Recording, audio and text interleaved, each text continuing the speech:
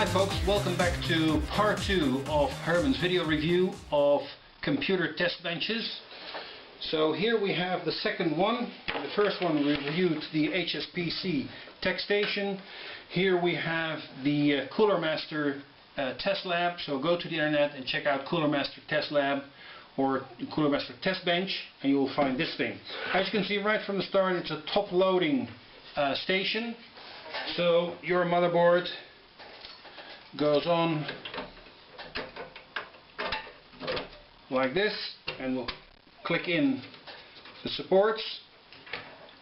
The one thing which is missing in this test bench is a support for video cards or expansion cards. So if you fit in your video card or you fit in another expansion card, you will find that there is no bracket here to support those cards. Particularly heavy expansion cards or heavy video cards with a stiff monitor cable attached to it will put some strain onto the motherboard. I found it to be okay, but I just can't imagine why they couldn't put a bracket onto this simple test bench. I think that's an omission. As you may be able to see from here, the power supply unit is screwed tight in the case with the cables coming out from the back, which means also that you need fairly modern power supply units with long cables to reach over and arch over the motherboard to be inserted into the power supply socket. And all the other cables more or less suffer from the same thing. Depending on the configuration, your cables may be a little bit too short. Right, there's also room for one optical drive here, which you can fix here on the side, and there's room for one hard disk here at the bottom.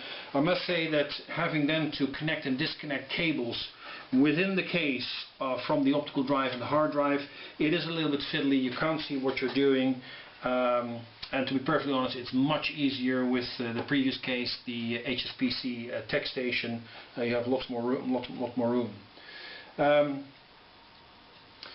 So the other thing which they have thought of is to at least have cables and switches here at the front to connect to the motherboard for a power supply switch and a reset switch. It would have been nice if they had added two LED lights, one for hard disk activity and one for a power LED.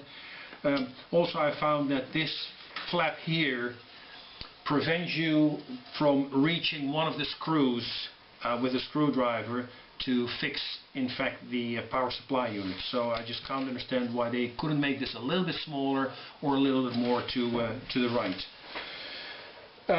So it is a fairly simple TechStation with room for only one optical drive, one hard disk drive, one power supply unit, and of course the motherboard with no support bracket. Again, this is something which is worth about $80, and again you will find reviews on the internet who are stating that this may be a little bit overpriced.